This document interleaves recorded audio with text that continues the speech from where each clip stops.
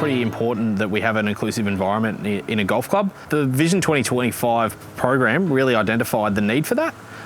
It meant that, hey, let's go back to our club, let's implement these changes and find a strategy in how we do that. So bringing the whole club along is an interesting process. We started implementing change at board level, and then once everyone on the board agreed that this change is needed, we then started speaking with our subcommittees.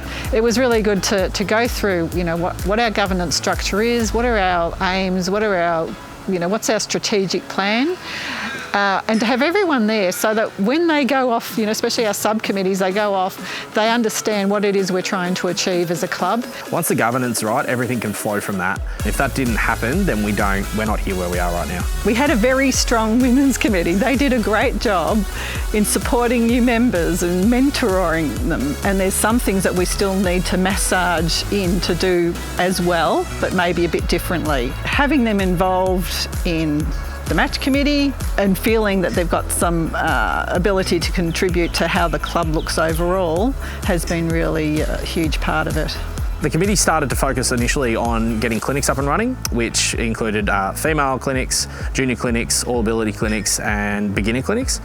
Once we started that, it's then the pathway program of how getting them from being a beginner golfer to playing golf, getting them out on the golf course. It doesn't have to be 18 holes, it doesn't have to be in a comp on a Saturday. Whether it's just coming in, having a practice on the driving range and coming in for a champagne afterwards, that's still a golfer, and we need to understand that and what those pathways look like. So Visionary of the Year, nominated in January, was affirmation of the steps that we've been taking through our governance structures and through our actions to have some more equity in how women in particular can access golf. The governance has been huge. We've got terms of reference across the board, and everyone starts to now understand their role a bit better than previous, which has been great. And then also it means it's been a more inviting environment. Having more services on offer has meant that more things like a Friday night drinks and dinner has turned from 5 blokes in the clubhouse to 60 men, women, families. It also just proves that it actually is the right pathway to go. As general manager, I've had calls from that many clubs that have reached out going, hey, we want to do the same thing all across Victoria.